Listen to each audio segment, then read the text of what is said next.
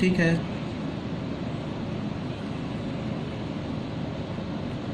अब ये note number 5 में क्या बोल रहा है? नोट नंबर 5 तुम देखो, इसमें बोल रहा है कि determinant of A is equal to 0 and determinant of B is equal to 0, this does not imply A into B is a null matrix. ठीक है, इसका क्या मतलब है? ये यही बात हो गया ना, अभी जो ये मैंने लिखा इसी को मैंने 5th नोट में बना दिया कि अगर दो मैट्रिक्स का डिटर्मिनेंट नल मैट्रिक्स 0 के इक्वल है तो ये इम्प्लाई नहीं करता है कि उनका प्रोडक्ट एक नल मैट्रिक्स हो। फिर क्या होगा, हम कमेंट ही नहीं कर सकते ए मैट्रिक्स और बी मैट्रिक्स पे।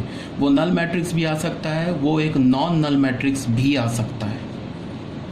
जैसे एक एग्जांपल ले लो, ए मैट्रिक्स लिया, बी मैट्रिक्स लिया, दोनों केस में देखो इसका भी डिटर्मिनेंट 0 है, इसका भी डिटर्मिनेंट 0 है। ठीक है, और ए और बी दोनों नॉन नल मैट्रिक्स है और दोनों का डिटर्मिनेंट 0 है, बट हमने ए बी किया ना तो वो not equal to null matrix हो गया।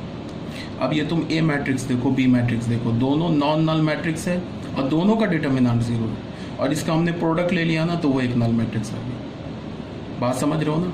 इसका मतलब कि अगर किसी दो मैट्रिक्स का डिटर्मिनेंट 0 के इक्वल है तो उसका प्रोडक्ट एक नल मैट्रिक्स भी आ सकता है, एक null matrix non null matrix भी आ सकता है। इसका मतलब हम ए और बी मैट्रिक्स पर कोई कमेंट नहीं करेंगे। कब तक? जब तक कि मैट्रिक्स गिवन ना हो। सिंपली हमें बोल दे कि A into A determinant of A is equal to 0, determinant of B equal to 0। अगर इतना बोल के वो हमसे पूछे कि क्या ए इंटू बी एक नल मैट्रिक्स होगा तो हम कमेंट नहीं करेंगे, वो कुछ भी हो सकता है। ए इंटू बी एक नल मैट्रिक्स भी हो सकता है, ए इंटू बी एक नॉन नल मैट्रिक्स भी हो सकता है। यही बात यहाँ पे बताया गया है। ठीक है, अब आ जाओ आप नोट नंबर 6 पर आ जाओ। नोट नंबर 6 में क्या बोल रहा है कि अगर हमारे पास एक ए मैट्रिक्स है n बाई n ऑर्डर का, बी मैट्रिक्स है ये भी n बाई n ऑर्डर का, ठीक है, दोनों सेम ऑर्डर के मैट्रिक्स हैं, and A B is equal to identity matrix.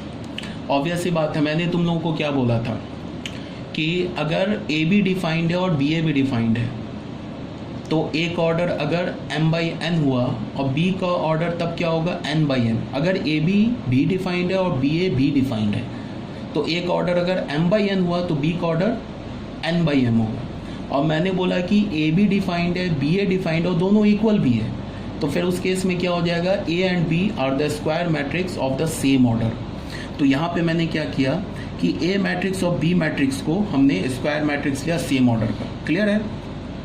और मैंने क्या बोल दिया, A B is equal to एक आइडेंटिटी मैट्रिक्स बोल दिया। अगर हमारे पास ये और ये तीन इन्फॉर्मेशन गिवन है तो यहाँ से हम क्या क्या कंक्लूजन ड्रॉ कर सकते हैं। यहाँ से हम पहली बात ये बोल सकते हैं कि ए बी मैट्रिक्स और बी ए मैट्रिक्स इक्वल होगा आइडेंटिटी मैट्रिक्स के। इसका क्या मतलब है, ए एंड बी कम्यूट करेगा, पहली बात। दूसरी बात क्या कि ए का इन्वर्स बी होगा और बी का इन्वर्स ए होगा। बात समझ रहे हो क्या बोल रहा हूँ? नहीं समझ में आ रहा है तो ऐसे बोलो। मैंने क्या बोला कि एक मैट्रिक्स ए लिया, इसका ऑर्डर मैंने n बाई n ले लिया, एक मैट्रिक्स बी ले लिया, इसका भी ऑर्डर मैंने n बाई n ले लिया।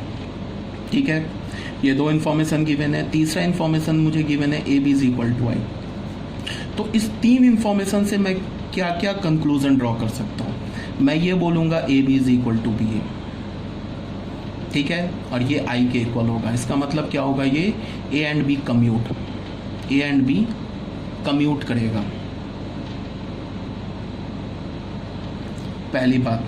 दूसरी बात क्या होगा, एंड, और नहीं, ऑप्शन नहीं है, एंड ए का इन्वर्स बी हो जाएगा एंड बी का इन्वर्स ए हो जाएगा। मतलब कि ये भी होगा एंड ये भी होगा।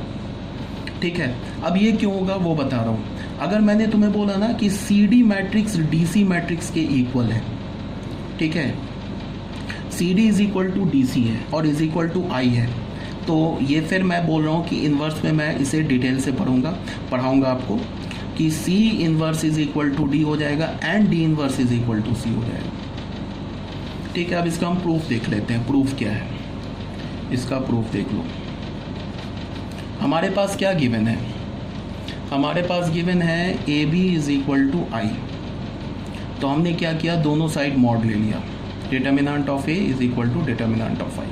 तो यहाँ से हमें क्या पता चल गया, determinant of A determinant of B is equal to 1। Clear है? अब जरा तुम इसको ध्यान से देखो।